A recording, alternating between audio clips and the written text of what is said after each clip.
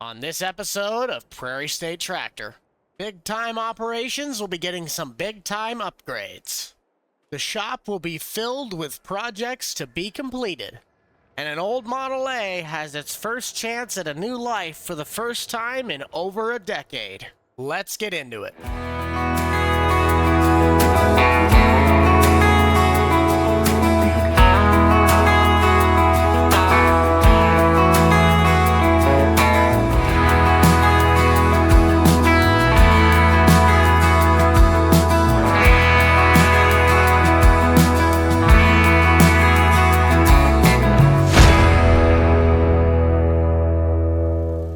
Why does it always have to be a pain in the neck to get around in here? Either way, top of the morning to you ladies. My name is the Man Buck. Welcome back to the Prairie State Tractor series, where I am currently on Bubbles, going to town, and it is, as you guys can see, completely jam-packed in here. We got 3 combines right now. We got a 7R. We're working on getting a monitor system put in for the GPS. I think it's a Gen 4 monitor. Let's turn Bubbles off, and we have at least 3 that we know of right now, sprayer projects coming in where we're getting some spot spray systems installed on them, as there's a big time operation. They're buying new sprayers, and they want all of them to have the spot and spray for the weeds, I should say. The 7R and this 8RX are both having the GPS monitors installed in them, so we're not going to worry about that. And a little friend of ours, well, a friend of Jeff's, they got this inheritance heirloom of a Model A. It's rusted beyond belief. It doesn't run. And he does not have the shop space to do it, but they want to restore it, but they need to have, like, the motor worked on, redone. He doesn't have the stuff, the parts, the room to do that. So we're going to be working on this in the shop later today, at least to get it running. But these 3 sprayers are the ones we need to put our spot spray system on, as well as a couple other things. I have to look back at the work order itself. But there's, I think, we need to put some Starfire equipment in there for some monitors, and that's not my field of expertise. But the combines right now, this X9, we're getting ready to send out the door. It was on trial with another big farmer around out here. He's thinking about buying 2 of these. But the 4650 here, same thing, just general maintenance. This one's kind of getting a little bit of an overhaul work, but that one is Nate's. But I think what I'm going to do first is I'm actually going to get that Model A in the shop. And to do that, I'm going to kind of have to jerry-rig an operation here. So I'll actually just carry this over here first. I'll kind of explain in just a second. But I'm going to use the straps of Farm Sim Physics to set the wheels down and pretty much strap the tractor, lift the tractor, put the pallet underneath of it, and then lifting the pallet with the forklift will drag it into the shop, because the tractor doesn't run, and I'm not about to push that thing. So I'm going to get this lined up. Hopefully that pallet, I'm probably let me get the pallet out of the way first, because all I'm going to need to do is slide it underneath the tires once I get there, if we can. Perfect. Let's slide this right underneath that tire. Set it down. Beautiful. We'll get underneath the pallet, tilt back. Look at that. And we'll strap the tractor. Yeah, engine malfunction. That thing ain't running. So I'll kind of just jury-rig with this for a little bit and see whether or not I could get Jeff to start looking into the tractor. Otherwise, I have to go to the parts room and start getting all the spot spray stuff that we had in the mail. So I'll mess around with this for a bit. We'll see you guys here in just a little bit. Okay, so we have confirmation that all of our See and Spray parts for the sprayers are in, but I want to try and knock out all of these monitor parts first, as that's kind of what I have on my part of the work sheet right now. This 8360 RT, it's in for some codes for the engine. It just, I think somebody that left they didn't blow it out enough over the harvest season, so it just started throwing check engines left and right. Yep, I am on the work to get these monitors installed. We'll need to install the Gen 4 monitor right between the steering column and our side panel. So I'll grab my box of parts right here on the seat. And let's get this wired up, because we already have all the harnesses. Both this tractor and the 310 all have their connections. We just need to hook it up, get our computer plugged in, get everything programmed, and we're on our way. That should be all it takes right there. Make sure we have all of our connections secured. Perfect. All right, so let's fire this up. And we are golden. So that is one tractor in the books. I'll get working on the 310 8RX. And then we're going to start working on possibly those sprayers. I don't know yet because we kind of want to knock them all out at once, but it's going to take up quite a bit of shop space to get those all done, especially since the booms are going to have to slightly be a little bit unfolded. But I'll get the 310 in here, same process, same monitor, exact same location. And then we'll worry about maybe clearing out some of these combines because I know a lot of them are just being looked over. And we got Nate, Jeff, and Daryl all over the shop. Probably going to need to hire a new tech at some point. We'll make do. We'll figure it out. It's a little packed like a sardine, but hey, it works. We just got to get that work order area opened up. Now, I think I might actually take a peek here at this Model A. I don't really know what I'm looking at when I see these, but legend has it this thing had a head gasket problem, and that's kind of why it went out of service. So we'll definitely check and replace the head gasket on it. Probably gonna need a new radiator. Radiator's either cracked or it's leaking as well. We're just gonna get it running, and then the other guys are gonna do the rest. And these tires probably have seen better days too. I see a lot of dry rot going around the sidewalls.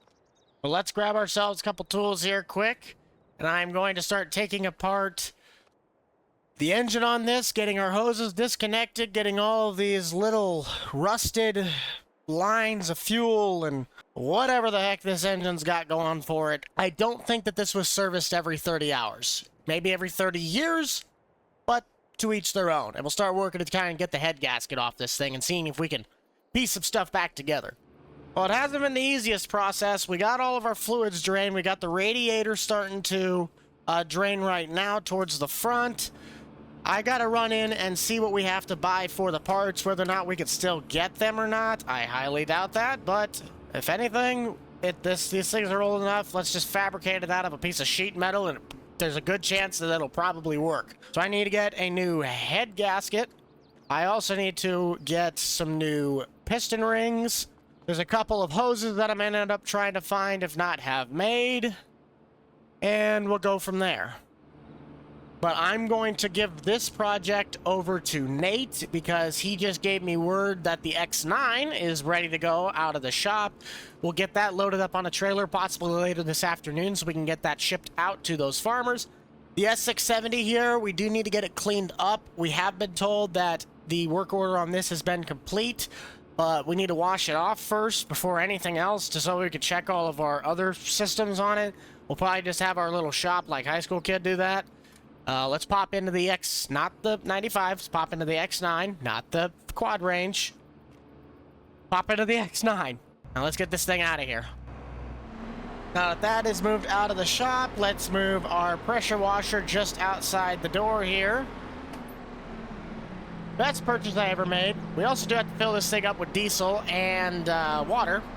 Probably would have been smarter to do beforehand, but hey, we'll figure it out. But I'll just fill that up with this, so no worries. Get this topped off.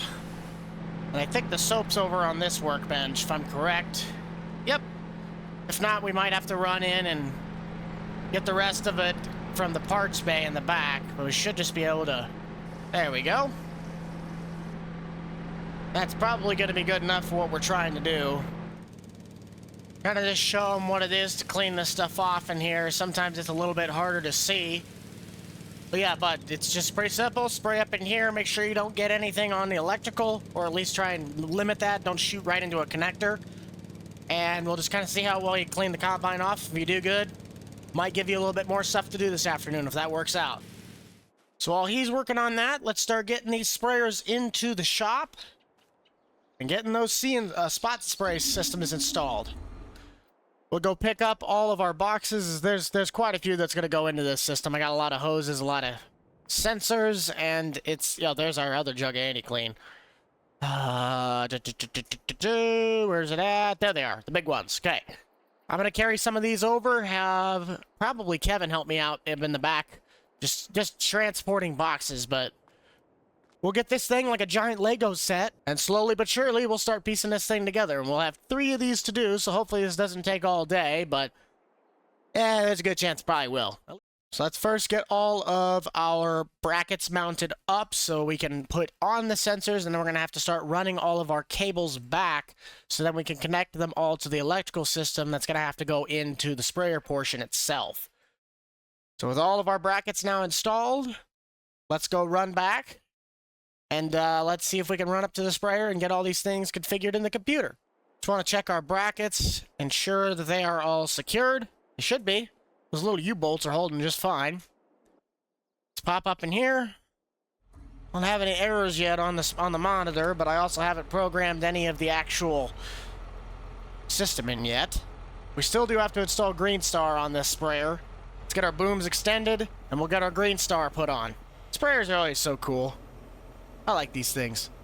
So popping into the sprayer here, we're going to make sure we install the Spray Star software. They gave us the globes they wanted on that. They wanted Starfire 3000.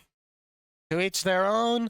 Tried to talk them into at least 6,000 globe for a little cheaper cost on the software, but they wanted the Spray Star to be on the 3000, so that'll work for them. It'll work for us.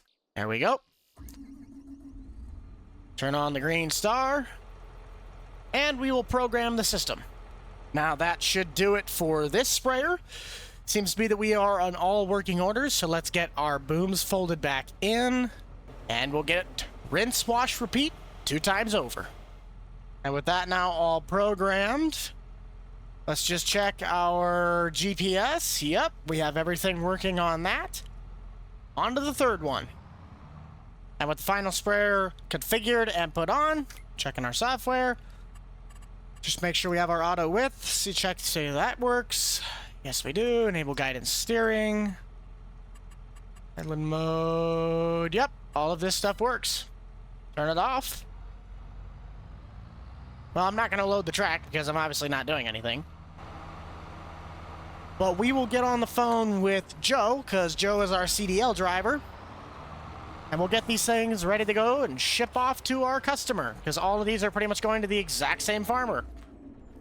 So let's check on our S670 here and see how well we got this thing cleaned up.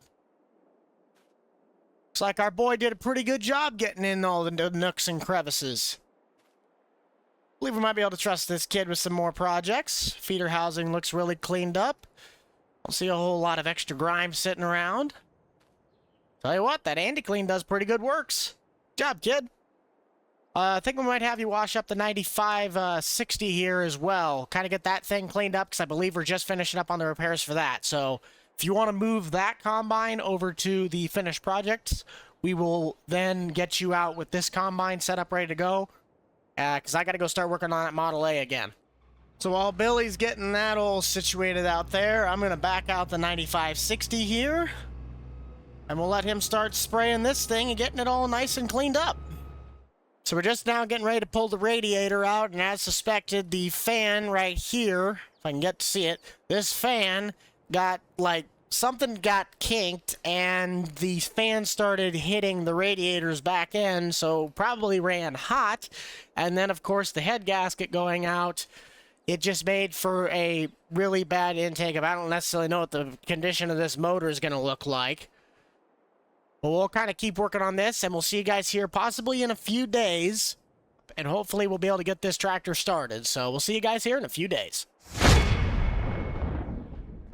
Okay, everybody, so it's been a couple of days now. We've officially gotten all of our parts back in. We pulled the motor apart enough where we could get in our new piston rings. We also put on our new head gasket. We have resourcefully were able to come across the radiator. And we had the hoses made, so we have all of our connections solid on this tractor. It's still nothing pretty. It still looks rough, but it's good old-fashioned iron. So, I mean, if you can get one of these things actually to run, it's gonna run till the end of time. Let's just pop onto the tractor and, well, not pop onto the creeper. Pop onto the tractor here, and we'd be spinning. Now, let's see if we can get this thing to crank over at all. Spin over, I should say.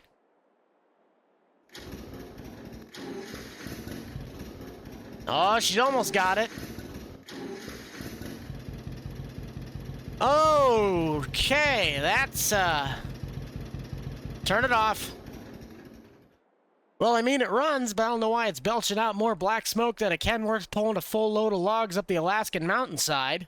I mean, it also just probably burning off quite a bit of, like 40 years worth of junk. We'll kind of keep messing with it. This tractor is going to, if I could get this done before 5 o'clock, that's what I want to be able to do. I want to be able to drive this tractor around the lot and it not be terrible. Jeff and Daryl are working on some new row cleaners for the 1790s planter over here. We also had a problem with a hydraulic linkage that we can't raise up the row cleaner, not the row cleaners, the row units in the back. Like, this is supposed to be able to just raise them up. Well, a couple of them are having a problem where they're not coming up, so there's a leak in the line somewhere, so they're tracing that down. But I'm going to work on this tractor, see if we can't get this thing at least running by 5 o'clock. It's just, it's a pain. You're tracking down something so simple, but it's so old and corroded that you almost need to replace the whole thing or just let this sucker sit and make it just a display piece of iron. All right, it's been about 20 minutes. We checked all of our connectors. We checked all of our hoses. We've checked as much as we could on this tractor. We did also change just a few minor adjustments that we did to the motor. And I hope that this should work. It might clear out its system a little bit, but this tractor should be good enough to run now.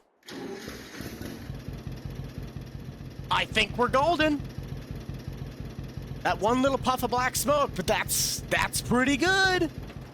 Well, let's just take old Johnny for a putt-putt here. All right, well, we still got a lot of work to do, so I'm going to go help out Jeff and Daryl finish up those Yetter row cleaners. Let that sit and cool down. Kind of got a little close on that. Yep, we got all of our brand new Yetter row cleaners on there, so that should do just fine. We'll get this old 1790 hooked up, folded up, and back out on the yard, as I believe they figured out the hydraulic leak. It was luckily right up here towards the front. They traced as many of them back as they could. They were looking at the specific row units that weren't able to raise, but they ended up finding it. There was just a crack right here in one of the hoses itself. We should have known because it was kind of dirty right there, but just thought that was just generic buildup for a little bit. But they found it.